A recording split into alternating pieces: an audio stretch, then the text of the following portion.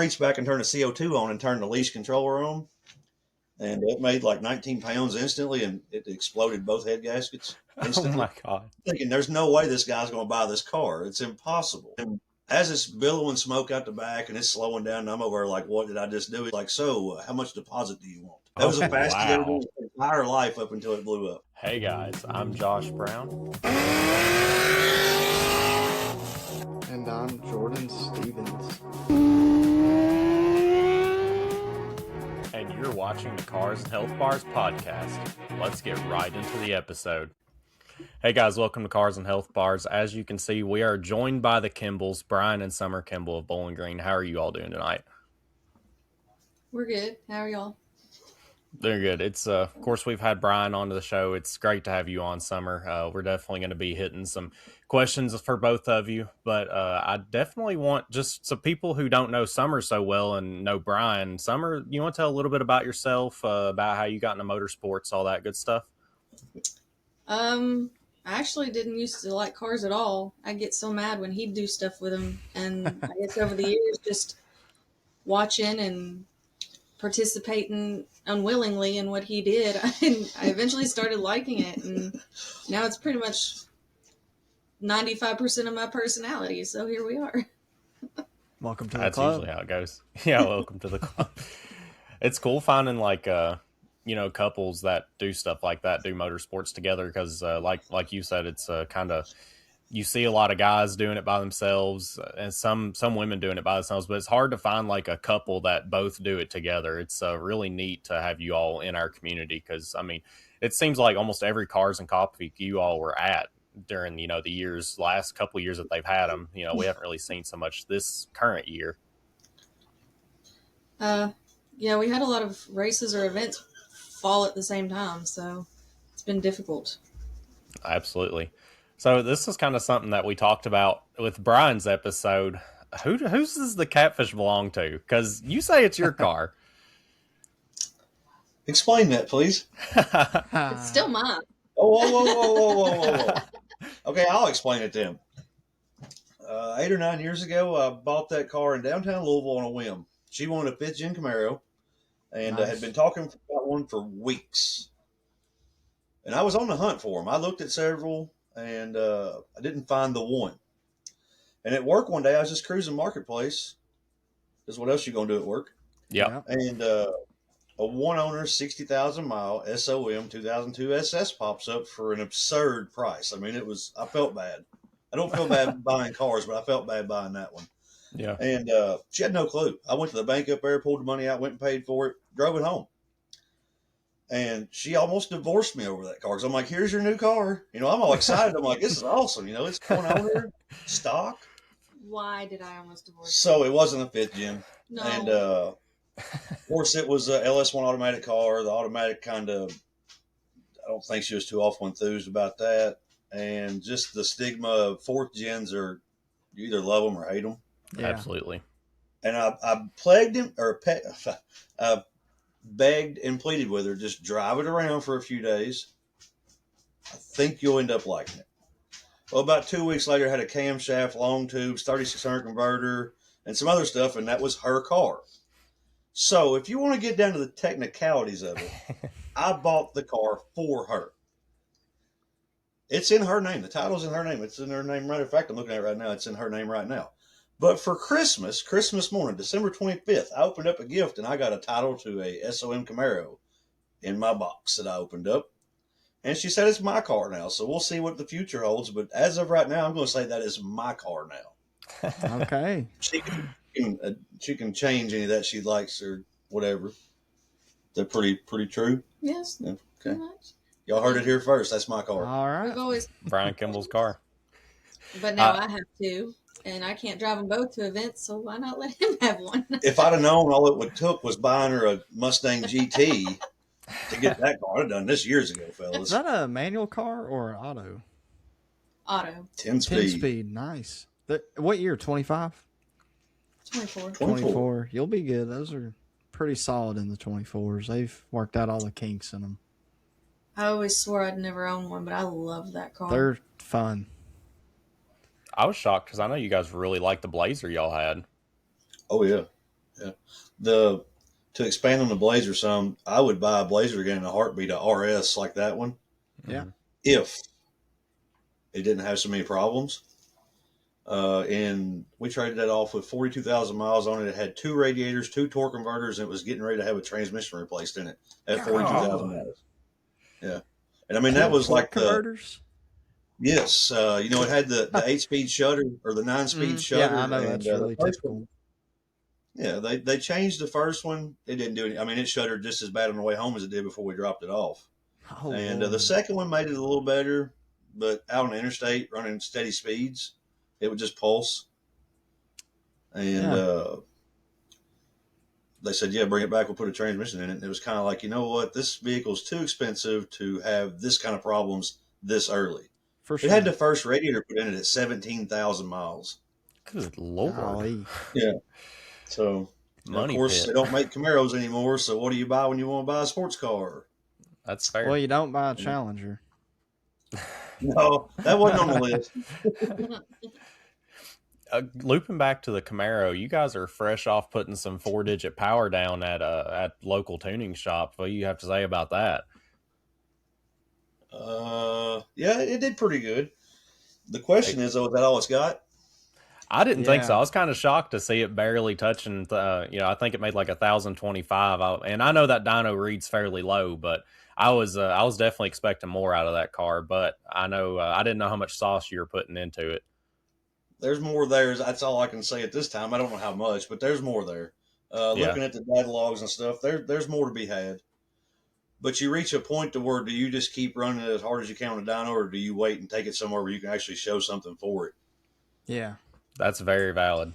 Yeah, that's the best way to think about it. They say dynos just kill cars. Yeah. Well, it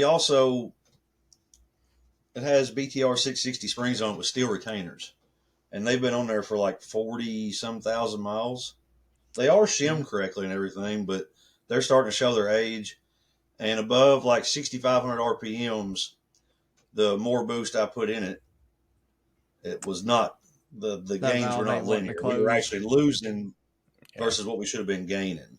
So it needs a set of valve springs, but I was just happy that we drove it over there. On the street tune, it made, I think, 860. Wow. Nice. Which I pulled 2 degrees out, so that's right at what it was 2 years ago when I dynoed at LS Fest on that same tune. It made 896. So that's what we daily drive it on. All that's it. That's what it's out here on the street 24/7. Yeah. So you want to go back with a dual spring, or probably go a little stiffer, like a triple? Probably like their 685s or 650s. Gotcha. That's what I just bought for my car. Yeah. I will say you are like the guy to get your Camaro out, and like you talk about daily driving it. I seeing you out in the snow in that car is never shocks me whatsoever. The people that like put their car up for the winter. Like Brian's just over here laughing at those guys driving 1,000 horsepower car in the snow and the rain. I remember the first time I saw Brian out at a meet was in the vet cart at the parking garage, and it was snowing that night. He pulled it. I'm like, ain't no way someone drove this thing in here. Yeah, it's and you don't even live in Bowling Green, too. You drove to Bowling Green. What are we, like 30 minutes, something like that? From the parking structure? Probably about 30 minutes, I guess. Yeah. No, if I own a vehicle, it's going to get drove year round. Yeah, I'm same way.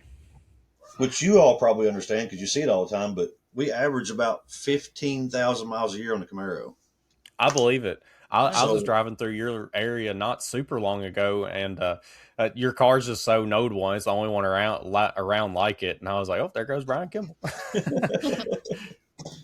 Yeah, it's. I'm not scared to drive them. So, I want to talk a little bit about the drifting you dabbled into last year. I will say that was a little bit of a shocker to see out of you guys. You know, getting into the imports. You know, you picked up that 350Z and was doing some sliding in it. That's all you. That was actually all me. Really? Yeah, I want to do it. We got out a couple times in it. There's a awesome guy in one of our clubs named Eric. He let us use his parking lot a lot to go out there and practice. Oh, nice. Mm-hmm. The first event we went to, I blew the car up. Yep. So we got rid of it, and we haven't got another one yet. But those days aren't over. I started autocross and really enjoyed it, so I'm gonna stick with it for a bit and probably drift back into drifting. I Maybe gotta don't talk interject to here. Caleb Kingery too much. He might influence you. What is it? Talk to Caleb. No. He'll influence you. The car left because it wasn't the car that I want her to have.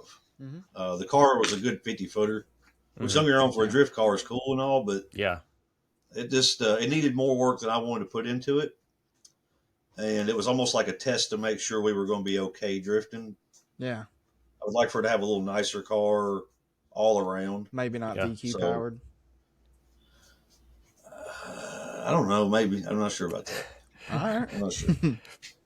Well, the RX-8 we bought would have been a nice one, but it was just, that was too big of a project.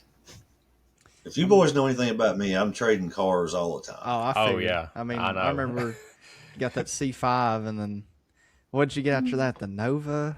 I don't even remember. Oh, Lord. Okay, so Yeah. since the last podcast, I had a 72 Nova. Yeah. We talked a little bit about that because I think some issues with the carburetor, I remember, if I remember correctly. So I pulled the small block and all that stuff out. I put a LQ9 in it with 799 heads, huge camshaft, like way too big. Yeah. TBSS intake, T56, 456 gears. Fun. On street tires, it went in 11s on the street. So, I mean, it did very well for what it was. I just woke up one morning and posted it on Marketplace, and it sold in 30 minutes. Yeah. So, but I've had some small block Ford stuff. Right. Nice, like 302? I've had several LS stuff since then. Yeah, that LS Mustang, the purple one. The black car went 5s on the street, or 5s on a drag radial over and over and over again, like 580s, 570s. That was a turbocharged blow through small block Ford. Shit. I love small block Ford. I think they're a little. I mean, they're not underrated, but you just don't see them as much now. No, they're not as prevalent as they once were. Funny story about that car. I posted it for sale, and the guy drove from Glasgow to come see it. Mm-hmm. It had 93 octane in the tank. I told him, I said, it's on wastegate because it's got 93 octane in the tank. I've just been driving it around. Yeah. He was like, well, think you could do just a little small hit in it? So I reached back and turned the CO2 on and turned the leash controller on. Yep. And it made like 19 pounds instantly, and it exploded both head gaskets instantly. Oh, my God. So, I mean, I'm thinking there's no way this guy's going to buy this car. It's impossible. Yeah. And as it's billowing smoke out the back and it's slowing down, and I'm over like, what did I just do? He's like, so how much deposit do you want? That was the fastest he ever did his entire life up until it blew up. He said, I'm in. I like it. Yeah. He said, call me when the head gasket changed. Thanks. Wow. Yeah. We've had several cars since then, though. I can't keep track of them all. Had an Ultimate. Is there any you regret Yeah. selling? Any that maybe you, if there was one you could keep out of any of them you've ever had? The Nova. I'd buy the Nova back in a heartbeat. But the last time I saw it, it was like $26,000 on Marketplace. So, God. yeah. I always see you doing a lot of work inside these Facebook groups, always like helping people and stuff. I must have interacted with too many of your posts because now it's like I feel like every time you comment in a group, whether I'm in it or not, I'll just see like a random LS post and there's Brian Kemble helping somebody. Yeah. I think no, it was somebody talking about lifters specifically. It was like, should I use some junkyard lifters or how many times have you used junkyard lifters? And Brian's like only like 200% of the time. Yeah. That's in case my employer's watching, I do not access the internet at work. That's when I do most of it. If you see me commenting back to back to back, it's usually when I'm at work. That's fair. Hey, gotta do it sometime. I mean, these people need help out here. They're gonna probably blow up their stuff without you talking to them. Yeah. Well, it's I don't know. You got too many people. Like one of my favorite questions to ask in those groups, like somebody will say, "What turbocharger do I buy for 800 rear wheel horsepower?" And somebody jumps on there and says, "Oh, you need a GT50 88 millimeter." God. Well, you go look, and they've never owned a turbocharged car in their life. Yeah. Yeah. And it's like, do you even understand what you're talking about? Or are you just throwing some numbers out you heard somebody else say? What camshaft do I need? Pick one. Yeah. It's that simple. Just pick one. Pick It the don't matter. hoggest cam you can get, brother. No, my favorite's like I need a cam that's best for chop. Like, buddy, that is all tune, buddy. Oh well, if you want to chop, just give it the old 30-30 tune, 30 under and 30 over, and let her eat. Mhm. Yeah, exactly. Yeah. Summer, I want to talk to you a little bit about women in motorsports because it's something we haven't had enough luck to have on a motorsports female on our show yet. I want to know a little bit about what it's like to be a woman in motorsports. In motorsports, I feel like I that's a don't even hard know. question. It is. I feel like a lot of the times you see, the women like supporting their husbands, like they're either like, backing them into the groove or, running the race trailer or whatever. But you're the one actually on the track, making the passes, working on the cars. At the events I've been at so far, there's been, I feel like, I hate to say a lot of excitement, but a lot of support for sure. Everybody's always happy and willing to help. Yeah. I haven't really been at an event with a lot of other women to kind of interact with. The ones I have, I get along with them. I know them already. Mm-hmm. But I would say that it's pretty nice so far. I haven't had any issues yet. Now to say where I'm the one helping people fix their cars, then it's a problem. Fair. So you were the one that did the majority of the drifting. How do you go from like the mindset of drag racing, going in a straight line, cutting a tree, to cutting corners and, making those turns? LS Fest. Really? Oh, yeah, I watched it at LS Fest, and I was like, I have to do that. It looked like so much fun. It is. It's a lot of fun. Well, to interject here, we also have a good friend that takes you in their car several times, and that's always Justin Napier. Justin Napier's let me ride along with him a lot. I did at Ford Fest for 2 or 3 years now. I've rode with Vaughn. Yeah. Oh, that's cool. And I didn't ride with Chelsea. I think I rode with Ben, and that was a blast. So I guess I got that fever. I want to do it. I don't know. Maybe it's just me, but I feel like if you compare like the drag race community to the drift community, it just feels more like family and supportive with the drifting. Maybe that's just my perspective because like I always see like people helping each other in the pits or whatever, and you look at drag race and it's like people cussing at each other for like jumping the light or whatever. Like it just seems like there's a lot more of competition whenever it comes to drag racing than is drifting. Drifting just sounds like, hey, let's get out there and throw some rubber on some people.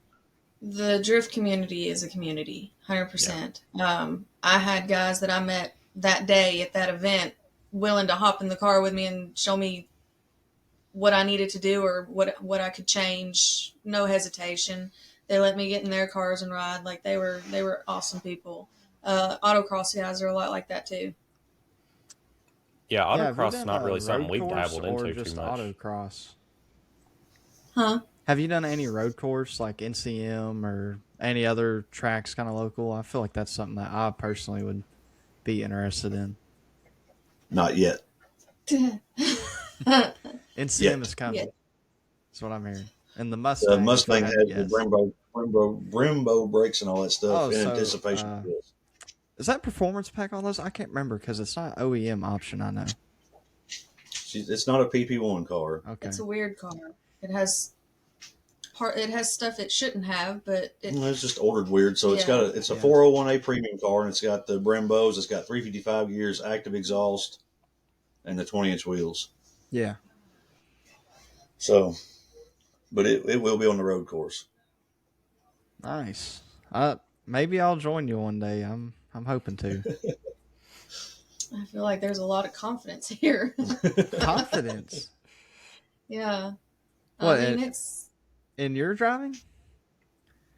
Yeah, the road course is a different animal, I feel like.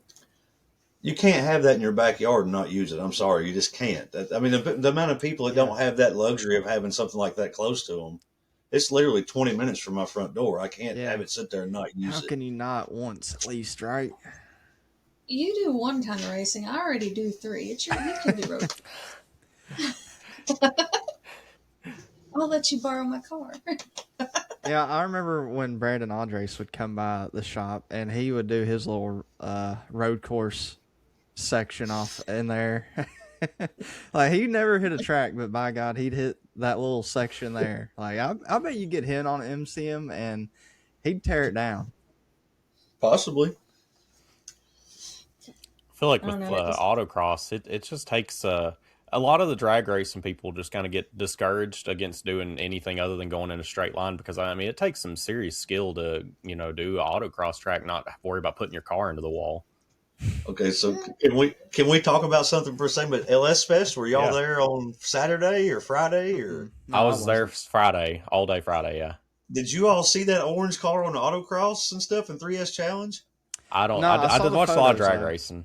Oh man, that was a blast. So I highly recommend taking your drag race oriented car, bolting on some 315s and going autocrossing it because that is a blast. With 860 horsepower. Yeah. So it was somewhere around, it wasn't 800, but for just like the 3S Challenge, it was somewhere around 650 wheel for most of the weekend. And you had to be careful though because all the spring rates on that car are like really soft, Mm-hmm. which is the exact opposite of what you want for autocross. Yeah. And it's got the big anti-rear roll bar in the back, so the front right would dip and it would pick the left rear up off the ground in the corners. Oh my God. Wow. I stayed in first gear all weekend and it went 8,100 RPMs over and over and over and over and over and over and over. And was that on the funniest thing new was- engine? Yeah. The funniest thing was everybody there watching. Every time he'd run, everybody would just run to the fence. They wanted to hear it. Yeah. But it come in, don't hold me to this, I think it was like 60, somewhere in the 60s out of like 1 or 250. So not that bad, really. Yeah. It was fun. Well, that's what matters, right? I mean, Yeah. so you're It was touching fun. Coyote RPMs with that car too. I didn't even realize that you were revving it that high. Well, I normally don't. So that was just because the transmission has no engine braking in second gear. Oh, okay. So if you're in second going into a corner, you lift off the throttle, it just goes back to idle.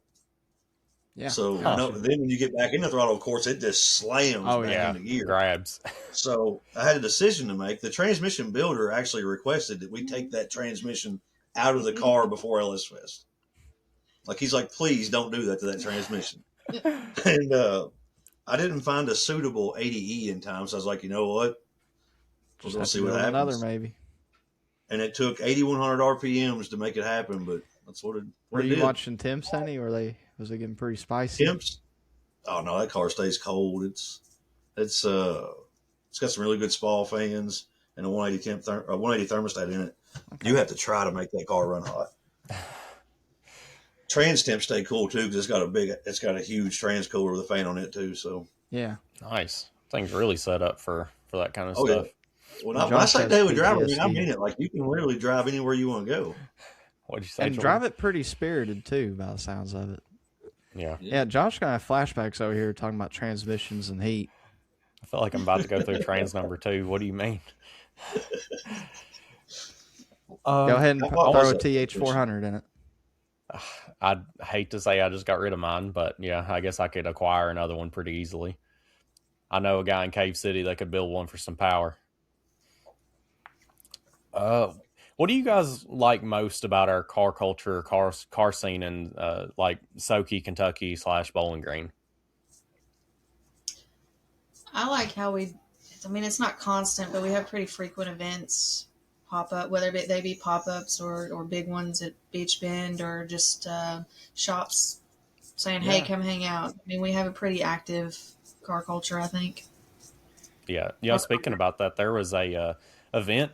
I've never seen it. Maybe you guys been to something, but Beach Bend's having like a Send It Saturday where it's like strictly a big burnout like skid pad event coming in May. I'm praying that maybe me and Jordan could go have some fun for that. Maybe with one of our cars because that sounds like a great time. What was the one what they call that one? When they were having it on Fridays and they called it Fast Freddy Fridays Freddy Fridays, something like that. I have no idea. We went to a few of those, and we did the burnout contest in one of those. I put the Camaro and put an LS swap notchback I had in it, and the Camaro broke belts in both back tires. I think I remember that. Didn't they have like a big box over the burnout pit? Yeah. I had yeah. to do my burnouts in the box, but everybody else got to do them in the open air. So there's That's smoke crazy. everywhere. My smoke stayed in the box. Wow. That's so Was it? crazy. That was 174 miles an hour in the Camaro. Oh my gosh. Sheesh. Yeah. That wheel speed sensor is like, whoa. Homie topped out for When us. I cut the Mustang down, it was 270 degrees. Good Lord. 270 degrees? Yeah, 270. What, like coolant temp or? Yeah, yeah. She run a little hot.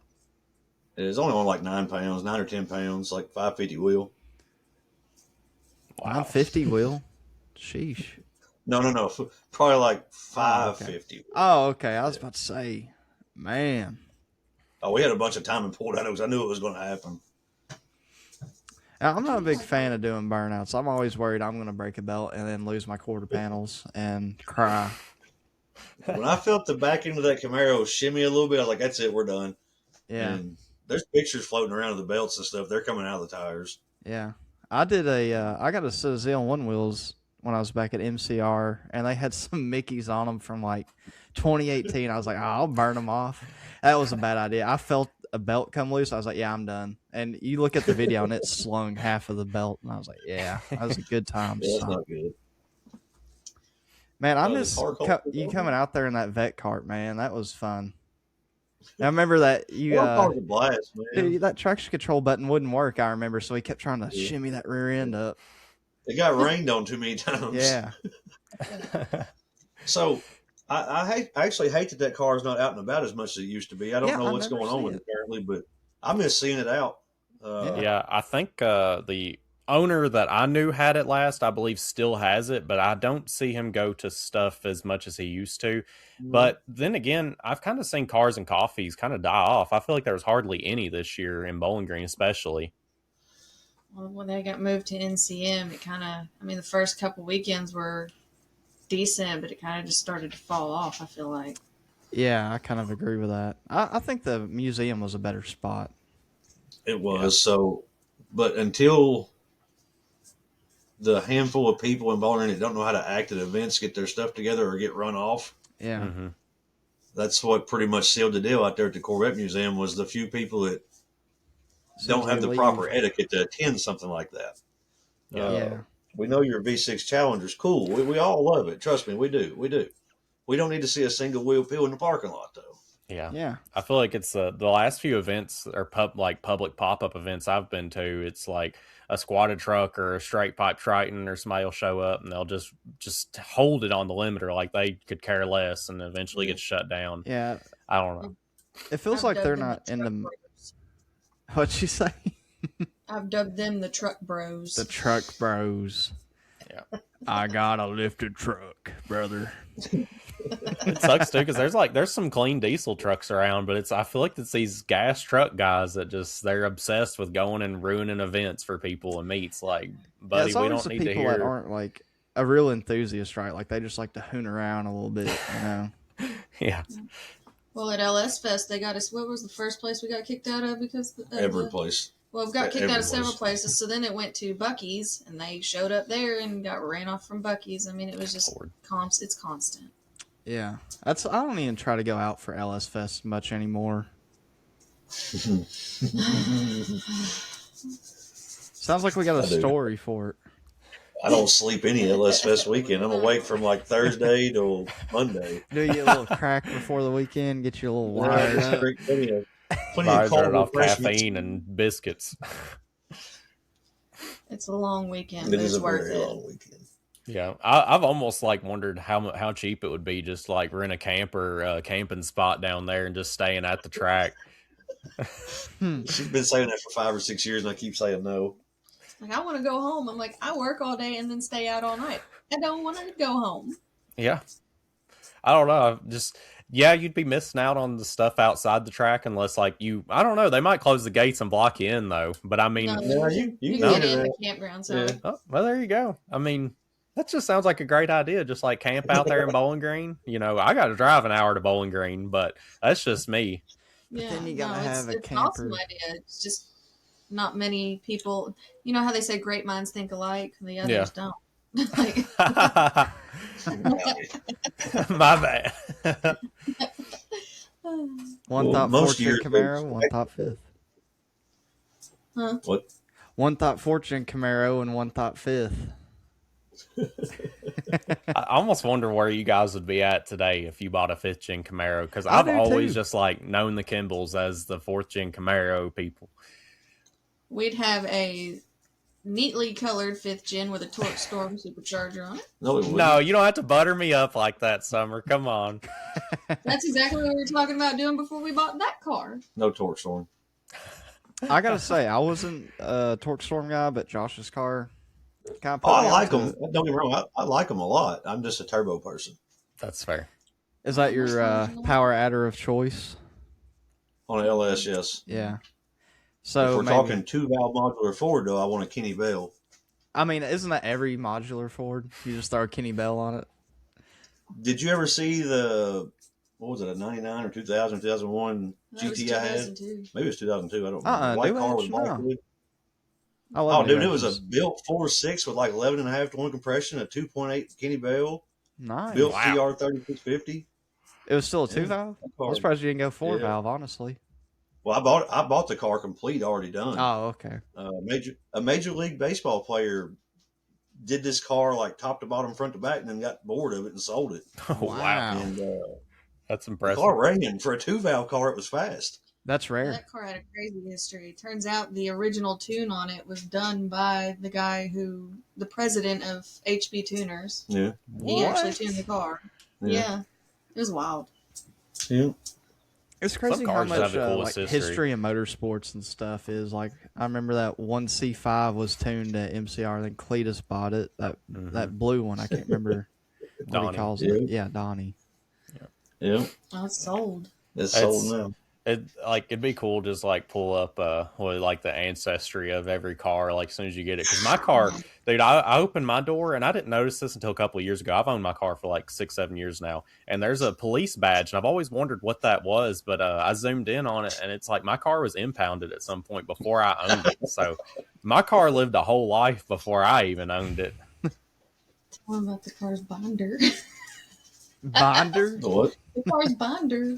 The binder I keep with all those Oh, documents oh and stuff. yeah, it's got everything in it for. Got a tire change. Okay, put that in there. Got an oil change. Put that in there. Sounds like y'all need a filing cabinet. Sometimes. Sometimes. I want to thank Blackout Coffee for sponsoring this episode of the Cars and Health Bars podcast. As you know, I work a blue-collar job just like most of you all do, and I need me a cup of joe to get me started first thing in the morning. I always like to hit some of this dark roast, brother. It puts hair on your chest, gets you good and woke up. And hey, if you got a wife like mine that loves some coffee, they've also got flavored coffee options such as jelly donut, salted mocha, cinnamon French toast. Look at the ratings on that, brother. Almost 1,500 5-star reviews. I've been drinking some of that good dark roast to get me started. And hey, they've even got instant coffee. We've all been there running late for work. Grab you one of these and dump it in your water bottle. You got coffee on the go. I want to again thank Blackout Coffee for sponsoring this episode of the podcast. Go on over, support our sponsors, support our troops. Good old America. Get you a cup of Blackout Coffee, brother. Our first sponsor today, of course, you know them, you love them, Chemical Guys. They have the best car care products in the game. Of course, my favorite products here, you got the starter kits. I highly recommend the starter kits to any of our listeners because it is the greatest way to get a bulk amount of products. It's just the best bang for your buck. Even the mini arsenal, it comes with everything you need. It's got the honeydew soap, it's got the spray wax, it's got the bucket, the foam cannon, it's got everything you need. Cars 10 site wide for 10% off your order. And our next sponsor today is Badass Extension Cords. They've got some of the highest quality extension cords in the game. Got their outdoor extension cords pulled up. What I really like about them is they have all these customizable colors that you can do, and you can even have unique writing on them to make them say whatever you want. They've got the 50-foot pro cable with 6 outlets going along the whole entire cord. These cords are some of the highest quality that you have around. You need some of these in your shop. Even the indoor ones, they go all the way up to 100 foot. They go all the way down to 25 foot. Why not pick up a badass extension cord for your shop so you can make sure that you do not lack anything whenever it comes to working on your project? You need that for those power tools. You know you do. With that being said, guys, head on over to Badass Extension Cords, pick you up a cord, and use our affiliate link so they know we sent you. Hey Mustang guys, where you at? I got CJ Pony Parts here for you today, sponsoring the podcast. For all of your Mustang needs, whether you are restoring a 1960s Mustang all the way up to the S650, they've got parts for you. Everything from body parts all the way to your exterior and engine parts. They've got it all.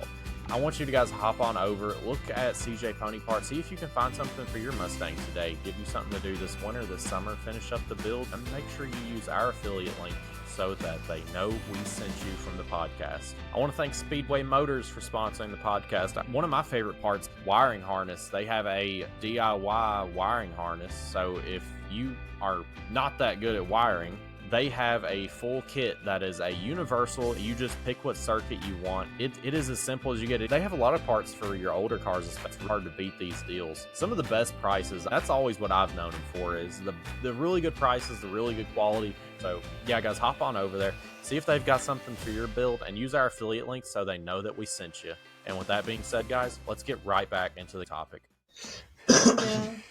You know, with all the cool builds and stuff y'all have done, and don't tell me y'all don't have some cool builds, because what y'all do is always just amazes me. But have you guys ever considered like doing like a YouTube channel or something? Like, I mean, I feel like you guys would be really successful on there. I'm actually thinking about starting one here soon. We're gonna get me a 360 camera to put on the Mustang for any events I do in it and stuff. So All right, cool. might have one in the future. We'll see. There's That'd be really hundreds of thousands of people doing YouTube now, and I feel like that ship has sailed. There is, but there's still so many people watching though. Like, just think of how much viewership there is. For every content creator, there's like at least 100,000 people watching them. You know, and yeah, you are funny, Brian. Don't tell me that. My YouTube will be about racing and my candid photos. See, I feel like Brian should start a YouTube channel where he does, you know, like LS build breakdowns and stuff. Lord, there's tens of thousands of people already doing that, though. But I mean, mine would be really simple. Like, you go get one from the junkyard, you hose it off with a pressure washer, you throw a cam and valve springs and pick up 2 bow ring in it, bam, 1,000 horsepower, let's go. yeah, but that's what gets clicks. You just got a lot of that real world experience with dealing with different combinations and, you know, different setups. And a lot of people, you know, they might have done 1 or 2, but I feel like you've done so many. And you've got to have a wealth of stories. The amount of people I'm sure you've dealt with on Marketplace, because we know they're all on there. Like, tell a Marketplace story while you throw an LS together. Like, you know, you got some gold to be panned out there. Well, she gets mad over Marketplace. I don't even ask her to go anymore. Like, if I'm selling something or buying something, I don't even ask her anymore. I'm like, you just stay here. They'll be like, I'm just going to sell this guy a transmission. I'll be right back. And like 6 hours later, I come back to the house. That happens a lot.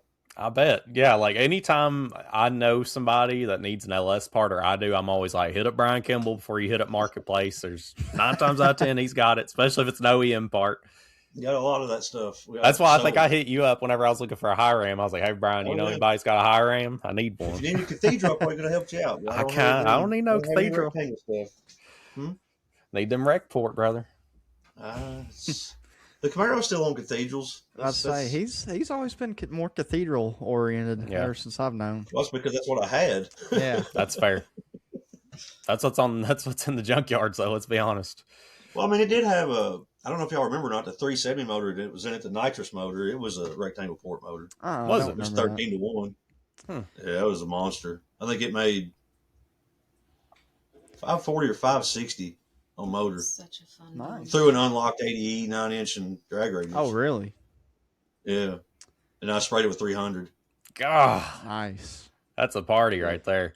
Oh yeah, that car is fun. That was the best sounding, just best car to drive out on the street. And it had cutouts in it too, so you could close the exhaust. No, so driving around town, people pull up next to you and want to act tough, so you just hit that button and open the exhaust, and then they're just like, "Oops!" Like nothing's cooler than a nitrous car purging off. Like, golly, you know you done messed up. You get next to a guy on a red light and he starts purging. Like, all right, never mind.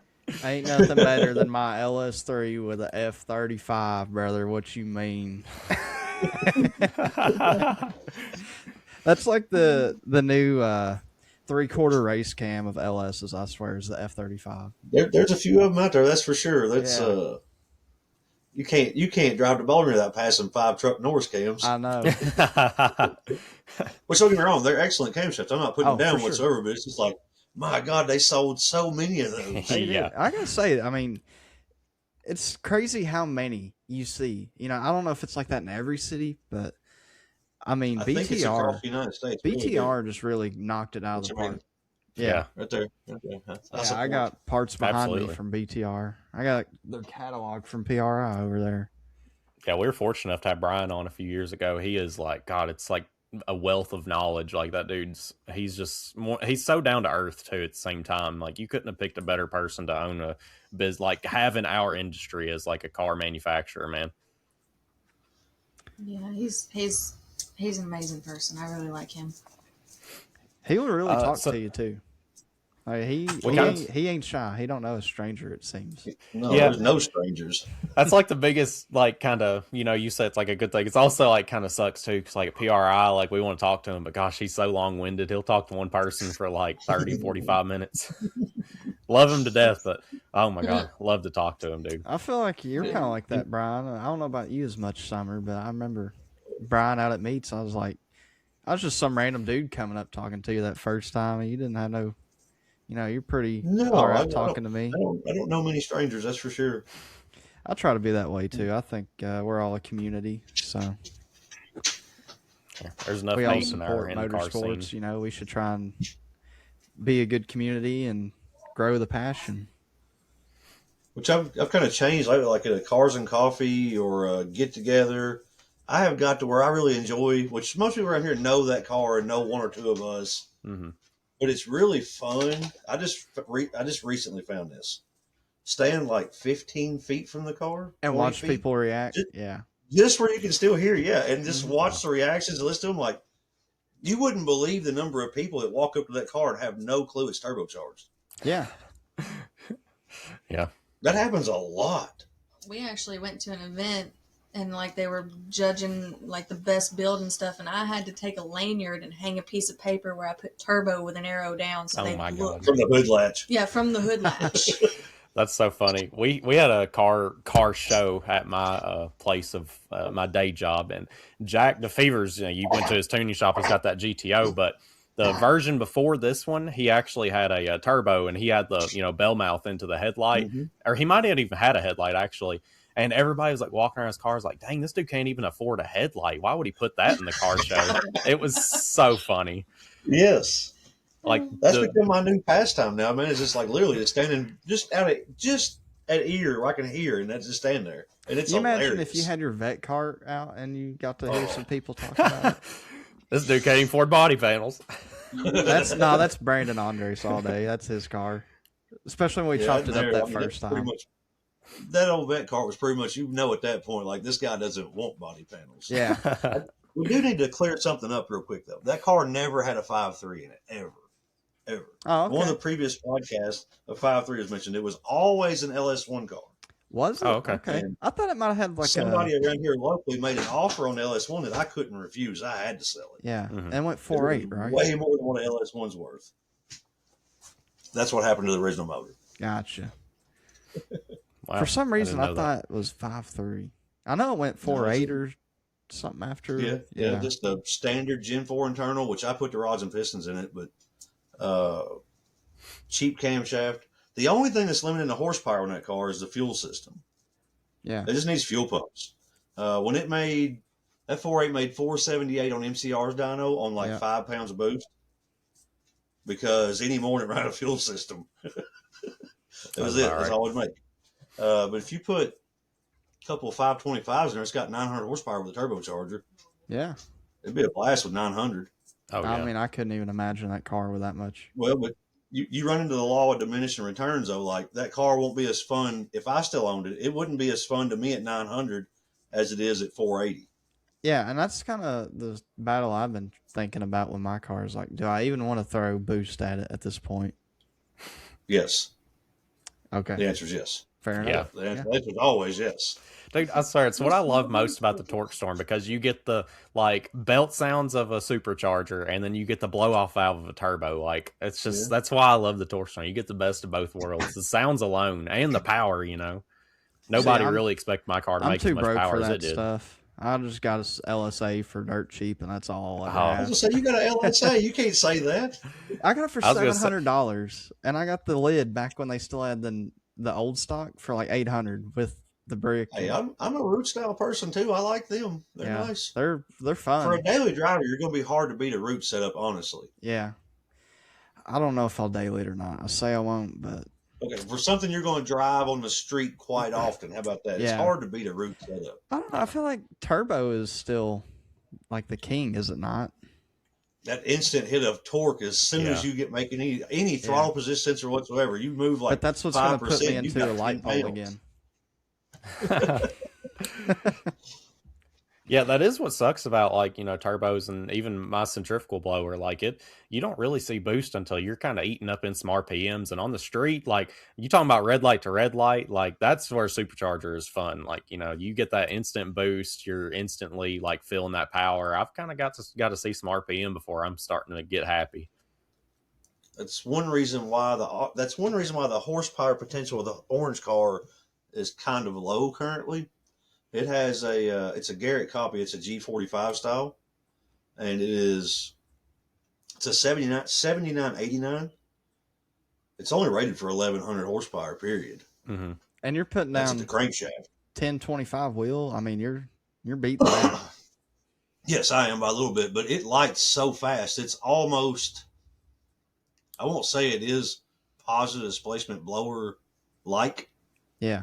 But it's as close as you're going to get with a turbo. I mean, it's there. Yeah. What's your engine setup on the orange car now? I don't even know for sure. 408 or I don't know. Okay, so currently it's still the same block that's been in it for 4 or 5 years. Okay. It's the one I put cam bearings in the CarCraft parking lot or CarQuest parking lot. Nice. Well, in the car? But currently it's a stock crank. With the engine in the car? No, I pulled it out. I pulled it out on Friday night. We were out making hits on Saturday. God. And what block is that? Just to clarify for anyone. It's an LQ4 block out of a buddy of mine's 2006 Silverado. It had 91,000 miles on it. I bought it for $400. Bear block. So, to go over the combination in that car, it does currently have BTR rods and pistons. They're 3cc valve relief flat tops. Their standard 6125 rod, 799 heads, Johnson 2116 short travel lifters, BTR 3/8 push rods, BTR 660s, stock 300,000 mile rocker arms, BTR stage 3 V2 turbo cam, and then currently it has a Holley low ram intake on it, 105 throttle body. That's pretty much as far as the engine goes. That's like the same rod and piston setup I got. Y'all got rid of the Trinity not super long ago. I was kind of shocked to see it for sale, honestly. Well, long story. Long story. Thanks, Holly. That's all I'm going to say. That's fair. I know those parts are cheap, especially if you're employed there. What'd he say? I don't know what he said. Yeah. I'll be right back. My cane Corso is currently making enough noise I can't hear you. You're all good. Hey. Summer, I guess I have a question for you. If you want to talk about Holley, what's it like kind of balancing your hobby with working at Holley? Because I know for Jordan, he used to work at a speed shop. It kind of burned him out a little bit working around motorsports day in and day out. I don't know that I'm burned out. I'm still just as ready and excited to go to an event and run as I've ever been. Balancing it with work, though, sometimes can be difficult on the work side. It can burn you out.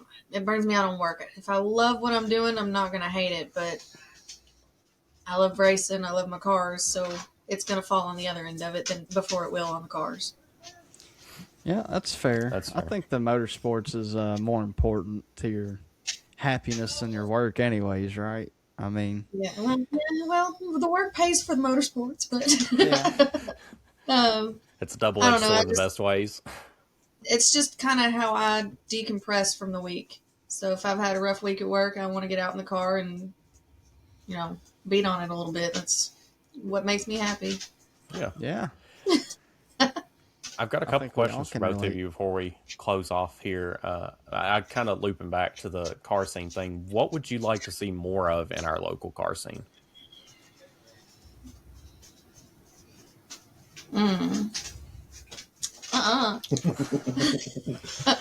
More of Yeah, younger people.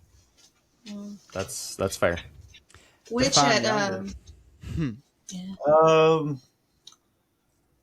Younger than me, of course, which I'm 41. I like to Yeah. see Younger, more younger, kids. younger than me, people that I haven't seen 1,000 times at every event we go to. New young faces. That's How fair. about that? Yeah, Yeah. yeah, that's fair. I like that. Yeah, the actually some people know, some people don't. I actually sold my drag car this weekend, my project car, and it was a guy. I think he's still in high school. Actually, it's him and his grandpa, and he was like, "Yeah, I just want to get into cars. I've had a Miata for the longest time, and I want to finally hit the drag strip." I'm like, "Dude, that is really awesome." I said, I hope you and your grandpa get this thing straightened out, and I hope to see you out there." He's like, "Yeah, I'm gonna try to make it to some of y'all's meets and stuff." I'm like, "That's killer, dude."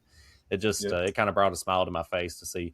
It kind of felt like whenever I was buying it for the first time, like 6, 7 years ago, like I went out with my grandpa full of ambition, ready to get it running, and it kind of like deja vu. I'm just like, I hope it goes better for you than it did me, because I spent 6 years unscrewing this car. Was that the third gen? Yeah, it's Oh, gone. no kidding. I didn't know that. Yeah, I haven't told many people it's gone, I but told them now. yeah, told him now. Yeah, but hopefully that kid can get it straightened out. It would make me so happy. He was so worried. I'm like screwing him. I'm like, dude, I got screwed by this car. I've been unscrewing it for like 5 years. Like, please go finish it for me, because Yep. I've got 2 projects and it's too much. Car parts are too expensive. It's too much right now. What I'd like to see more of, we went to the Soki Speed Shop meetup. Was that 2 weeks ago?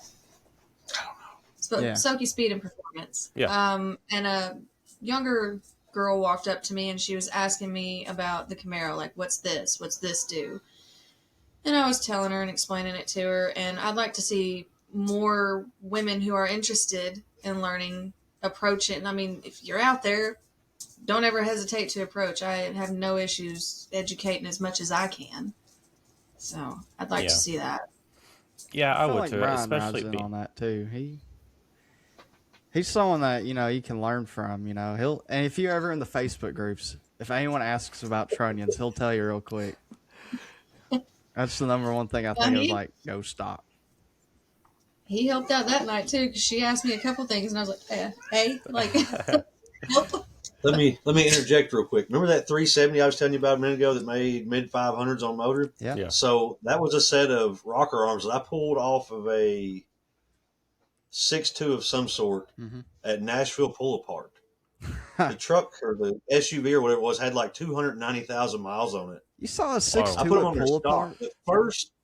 The first wide open throttle pull at Sky Dyno in Nashville, it went 8,400 RPMs. Nice. My God. The shift points for the next year that was in that car, the shift points were set at 7,900. Dear Lord. They were 100% stock. Yeah. I mean, I've been down the road of the aftermarket ones, and, the cheaper ones, I learned the hard way. And, I wasn't educated, but, I did learn, and I wish we could kind of push some more information like that to people. Like, there's a lot of R&D on these stock parts that you don't think about. Yeah. I mean, there's... I'm glad you said that. GM spent billions of dollars perfecting this stuff. Yeah, it's like the rod and pistons.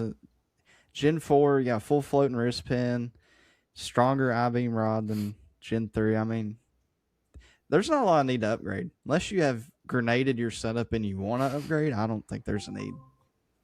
I tell people all the time, if the goal's 1,000 horsepower or less and you're somewhat sensible, and if it's a automatic, if you have a decent torque converter, if it's a manual, if you don't try to load it up in overdrive and make 40 pounds of boost. Yeah. As long as you don't do that, 1,000 wheel and under, just leave Gen 4 stuff in it and roll on. Yeah. For sure. It's I fine. feel like not letting the magic out such a crucial thing with like GM blocks. They're very smart. They're extremely smart people. They have some of the best engineers in the world working for them. How is like some of these? I'm not talking about anybody specific, but if you have a 60 IQ, you can't match GM. I'm sorry. Yeah, no, absolutely not. Yeah. I don't think if you have 120 IQ, you're beating GM. I mean, Well, they got the collective. They're beating you collectively. They have thousands of engineers. and you got me, just a hillbilly who wants a bump stick. Dude, I'm just out here like, give me the big cam. I want that chop. Yeah. Yeah. I got one more question for you all. I want to know what car events we can expect to see you all at this year, and you guys kind of mentioned you got an event going on this weekend, maybe? Yeah, yeah. We'll be out at NCM this weekend and on the 5th. As of right now, that's all they have scheduled. Doing autocross. We'll pretty much be at the NESCCA events that we can make it to. LS Fest, Ford Fest, even Mo Party. We'll be there. Cars and Coffees, Cave City, and Bowling Green, whichever ones we can make it to. We might even make it to a couple summer nights this year because we have a Mustang now. Maybe. I don't know. There's a bunch. It's hard to keep it. It's hard to. We'll be at the Sick Week events. What is the one? Speed Fest. Yeah, I think it's Speed Fest, something like that. And then Sick Camaro on the Fest. Green. Camaro Fest will be there. I was runner-up in Camaro Fest last year in the 11.0 index class. I had like 40 cars. Nice. Jack's, I really don't want to take mine to the drag strips. I'm worried I'm going to grenade everything. But Jack swears he'll replace anything past the transmission that I break. So I might be out there too. We'll see. Well, I mean, the index racing is cool. If you can cut a light, I mean, that's... so I put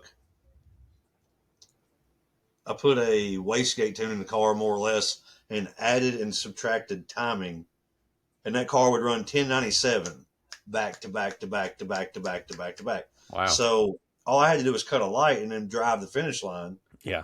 And my worst light of the whole competition was 033 on the light. My best one was 020. You can go I got beat in the finals with a 020 light. We both run. I run 1096. He run 1097. He got a 010 light. I got a 020 light. Man. But this was a professional bracket racer. This dude does this for a living. And I made him break out. So that was pretty cool. Wow. Yeah. Even if you don't intend to run at Camaro Fest, I recommend going. It's an experience in itself because everybody at that track is literally a Camaro enthusiast. Yes, If you are a Camaro person, they don't care if you run or not. Yeah. They just want to see your cars. And you can also go to Camaro Fest. There's only like, say, 100 cars running all weekend. Mm-hmm. Yeah, it's really small. And you can run anything you want to at Camaro Fest. It's a little known detail there. You can drive up in your Silverado. If you pay to make passes, you can make test hits. You just can't win. You just can't win anything. I didn't know that. That's right. Yeah, so that's a little tidbit there. Yeah, like you said, it's not crowded at all at Camaro Fest. No. Mm-hmm. No. You just about park on the track. Very, very easygoing event. Yeah. I was kind of surprised to see, talk about Camaro Fest, the parking lot at the convention center. It was like an LS Fest style party. Yeah. I was kind of surprised. Yeah. It was bumping pretty good. And it goes all night. From the time we leave the track, everybody will go eat, and then they go there to meet up Thursday, Friday, and Saturday nights, every night, all night. And they've got DJs. They usually, one night they'll have food. It's nonstop. Which the one good thing, they actually rent. Yeah, they rent it. Mm-hmm. They rent it. So at that point, it's a little more lenient on what can happen in the parking lot. I wondered why the cops wasn't shutting that down because y'all were doing like rev battles towards the end of the night. I'm like, what's going on here? Oh, dude, we made 13-foot flames there. Oh Nice. my God. Yeah, every night at 10 o'clock, they do a rev off. Crazy. Yeah. That's doing it right, man.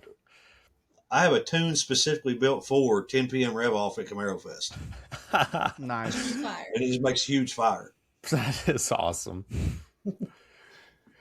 Oh, well, Kemble's, it has been awesome having you on, Brian and Summer. It's always a pleasure to have you guys on. Most down-to-earth streetcar people that we have in our community. It is just a pleasure to have you guys around. And Thanks for saying that. I appreciate it. Thank you. Absolutely. Is I there don't know any what Bowling socials Green you without guys... Yeah, for sure. What do you say? I don't know. I don't know a Bowling Green without y'all, like Bowling Green car community. Well, we don't go to Bowling Green without y'all, really.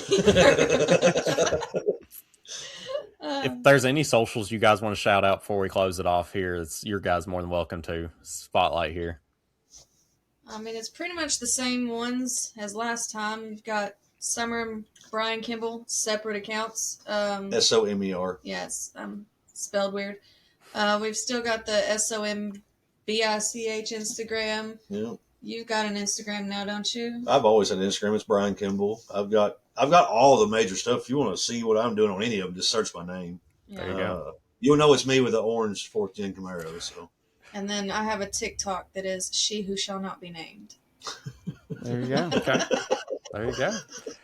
All right. They wouldn't let me do some bitch, so I didn't. Jeez. That ain't cool. I'm gonna have to reach out to TikTok about that. I did file a complaint. I never heard back. There you go. Somebody's got to do it. All right, guys. With that being said, go check out the Kembles, and we will catch you in the next one. Brother, what are you still doing here? Check out some of these social medias below me. If you're not following, go change that today.